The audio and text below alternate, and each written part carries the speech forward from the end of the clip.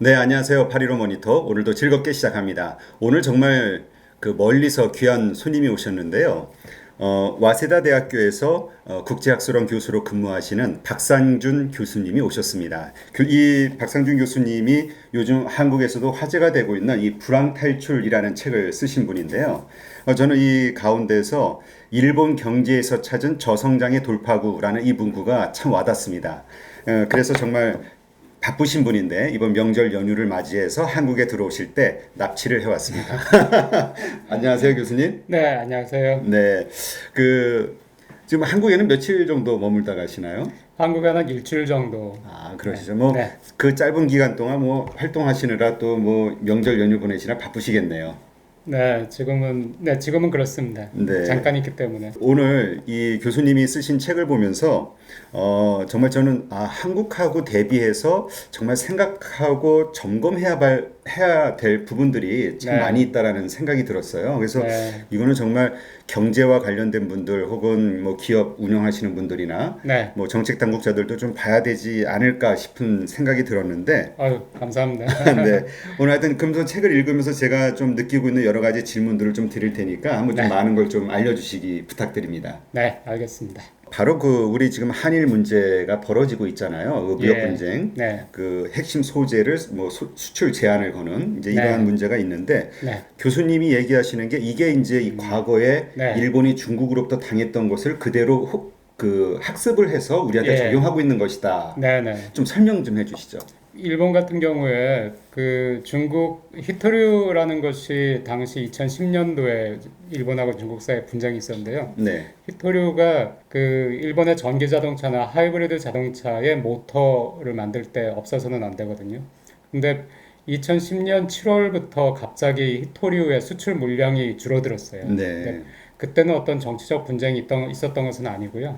그래서 2010년 9월 7일 그 걱정이 되니까 일본 재계 인사들이 재계에서 뭐 가장 그 거물급이라고 할 수 있는 토요타 자동차의 회장하고 뭐 경단년 그 회장 이런 일본 재계 거물들이 중국을 방문했습니다. 그래서 중국 그 정치계 사람들, 관료들 또 재계 사람들 만나서 히토류 그 수출 규제를 좀 히토류 수출이 갑자기 줄어들었으니까 이걸 좀 그 완화해 달라고 부탁을 하러 갔는데 굉장히 그 푸대접을 받았어요. 아, 그러니까 그래요? 이번에 한국에서 그 한국의 관료들이 그 갔을 때 일본에서 굉장히 뭐 푸대접했다고 이상한 네. 창고 같은 방에서 했다고 했잖아요. 근데 그때도 아무 성과 없이 갔는데 예전 같으면은 토요타 회장이라든가 경단년 회장이 갔을 때 그 중국 측에서 만났던 그 정도 사람들이 아니고 그거보다 다들 이제 한 급 두 급 낮은 사람들이 만나가지고 형식적으로 얘기만 하고 아무런 뭐 그 조치라든가 그런 거 없이 그런데 그 일본의 재계 인사들이 중국을 방문한 바로 그날 9월 7일 날 중국하고 일본 사이에서 영토 분쟁이 있는 센카쿠 열도에서 그 중국 배가 센카쿠 열도를 일본인들은 일본 영토라고 생각하니까 거기에서 중국 배가 조업을 하고 있으니까 일본의 그 해양 경시청 그 배가 출동을 했는데 어떤 일이 있었는지 정확히 모르겠지만 중국 배가 이 일본의 그 해양 경시청 배를 들이받은 거예요. 네. 그래서 일본에서는 고의적이다라고 해가지고 체포를 한 다음에 오키나와 검찰에다가 넘겼어요. 그래서 네. 오키나와 검찰에서는 이제 기소를 해가지고 재판을 하려고 했는데 중국은 또 거기가 자기네 영토라고 생각하니까 중국에서 난리가 났습니다. 그래서 서로 이제 반중 시위 막 반일 시위 있었는데 네.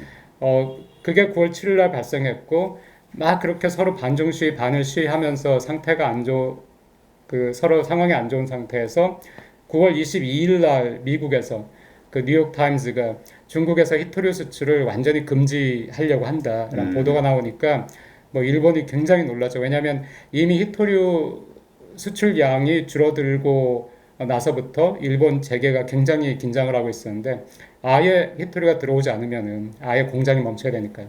저희도 이번에 일본에서 세계 품목 그 수출 규제 발표했을 때 아예 안 들어오면은 한국의 반도체 공장이 멈출 수도 있다 해가지고 굉장히 긴장한 것처럼. 그렇죠. 네. 그런데 완전히 멈추진 않았고요. 그 또 일본은 굉장히 어떤 점에서 실리적이랄까요?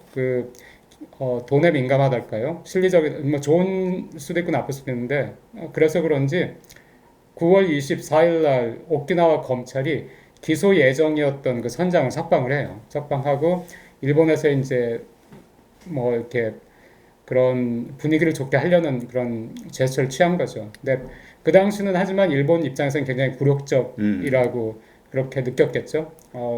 일본 정부는 우리가 뭐 전혀 관여한 거 없이 오키나와 지방 검찰이 스스로 판단해가지고 기소 중지하고 석방했다 이렇게 하긴 했는데 일본에서 뭐 여론은 좋지 않았는데 뒤에 이제 일본에서는 굉장히 노력을 많이 해가지고 뭐 그 히토류 중국 의존도를 낮추긴 했습니다만은 그 당시에 아마 일본은 자기네가 쉽게 그 중국 측에서 히토류를 이용해서 압력이 들어왔을 때 쉽게 중국 선장을 석방하고 그렇게 나갔던 것처럼 아마 한국에서도 그렇게 할 거라고 예상을 하지 않았나 싶어요.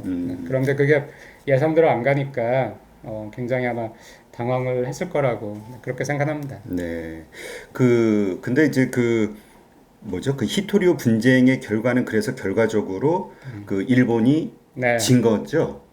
그 당시 2010년도로 치면은 졌다고 할 수 있겠죠. 2010년 같으면은. 그런데 2015년에 들어가서 2014년, 15년 그때 이제 일본의 신문들이 히토리 분쟁에서 우리가 이겼다라는 기사들을 내기 시작했고요. 아마 최초는 한 2013년 정도부터 일본 신문들이 아마 일본 신문들은 2010년도가 억울했을 테니까 네, 그래서 그랬는지 한 2013년부터 히토리 분쟁에서 결국 일본이 승리했다 이런 기사를 많이 내보내기 시작했고 했는데 그것이 일단 그 뒤에 일본은 굉장히 그 히토류 절감할 수 있는 기술 개발에 박차를 가했고요. 그 전 세계에서 뭐 호주, 미국, 뭐 베트남 그런 전 세계에서 히토류 광산에 투자를 해가지고 중국 의존도를 낮추기 시작했기 때문에 금방 뭐 1, 2년 사이에 중국 의존도가 한 90% 정도에서 55% 정도로 내려갔어요. 그리고 많이 내려갔네요. 네, 그리고 2012년도에 WTO에 제소를 했고요. 그런데 그 당시에 중국은 이 히토류 물량을 규제한 것이 일본에 대해서뿐만 아니라 유럽과 미국에 대해서도 했거든요. 그래서 미국, 유럽, 일본이 같이 연합을 해가지고 그 WTO에 제소를 해서 2014년도에 WTO에서 승소를 했습니다. 네. 중국이 패소하고. 그런데 바로 그 해 2014년에 히토류를 규제하니까 지금 아마 그 반도체 뭐 불화수소라든가 그런 품목도 마찬가지일 텐데 히토류 수출이 규제가 되니까 히토류 가격이 폭등을 했습니다. 전 세계적으로. 그랬는데 이번에는 또 전 세계 또 폭등을 하니까 이제 비즈니스를 할 만한 그 찬스가 생겼으니까 전 세계 히토류 광산이 또 중국에 밀려가지고 중국의 저가 공세에 밀려서 히토류 생산 못하던 곳들이 생산하면서 공급이 늘어나니까 폭등했던 히토류 가격이 또 폭락을 했습니다. 폭락을 하니까 2014년도에 중국의 히토류 업계가 최초로 적자를 보았습니다. 네, 그리고 중국은 적자를 보았는데 그 와중에 일본은 전 세계 많은 곳에 히토류 투자를 했고요. 그리고 또 히토류 의존도를 중국에서 낮췄고 또 히토류를 절감할 수 있는 기술이 뭐 비약적으로 발전했고 그리고 2014년도에 결정적으로 WTO에서 승소를 했고 그러니까 중국은 2015년에는 WTO에서 패소를 했으니까 또 거기에다가 자기네 히토류 산업이 어려우니까 히토류 수출 규제를 완전히 풀거든요. 그러니까 그게 2015년 1월에 완전히 규제를 풀었으니까 2015년 그때는 뭐 일본에서는 뭐 언론들은 뭐 난리가 났죠. 뭐 우리가 이겼다. 네네. 그러니까 그러한 경험이 있었음에도 불구하고 그러니까 자기네들이 그런 어떤 어려운 상황을 오히려 잘 극복할 수 있는 계기가 됐잖아요. 히토류 비중을 네. 낮출 수 있는 것도 되고 네. 다변화도 시키고. 그렇습니다. 한국도 어떤 이런 소재와 관련해서 그렇게 되지 않을까라고 생각은 안 했을까요? 그러니까 그렇게 생각을 해야 정상인데 네. 그렇게 생각했어야 되는데 아마 자기네가 워낙 실리를 중시하다 보니까 처음에 2013년도에 선장을 석방했지 않습니까? 일단 석방하고 그 뒤에 뭐 어떤 조치를 취하고 했으니까 아마 한국도 일단은 후퇴하지 않을까 하는 생각을 하지 않았을까 싶고요. 그 다음에 또 이게 뭐 한국도 마찬가지입니다만은 어떤 의사결정을 정부에서 할 때 또 국가 차원에서 할 때는 여러 의견을 듣겠죠. 네. 그 중에서 가끔은 경제팀의 의견이 아니고 또 다른 팀의 의견이 더 중시될 수도 있는데 아마 일본에서도 경제팀은 다 반대했을 거예요. 경제를 아, 아는 사람들은 네. 결국에는 일본에도 손해가 될 수 있고 이게 서로 이런 국제적 분업, 굉장히 좋은 분업이었거든요. 사실은 그렇죠. 네, 삼성전자나 LG전자, 뭐 SK 하이닉스한테도 좋죠. 안정적이고 기술이 좋은 일본 업체가 안정적으로 공급을 해주니까. 그리고 그쪽은 안정적인 또 그 수요자가 있으니까 그렇죠. 서로 좋고요. 근데 이 관계를 깨트리는 거니까 굉장히 사실 경제학자 입장에서 혹은 경제 관료 입장에서는 바람직하지 않은 것인데 아마 그쪽 논리가 아니고 다른 쪽 논리를 따른 것이 아닌가 네, 그런 생각이 듭니다. 아 그리고 또 그 당시 자기네가 그런 일을 겪었으니까 근데 그때는 2010년이었고 네. 2010년에 중국이니까 중국에서 희토류가 그 규제가 됐지만은 밀 수출이나 우회 수출이 많았어요. 그러니까 네.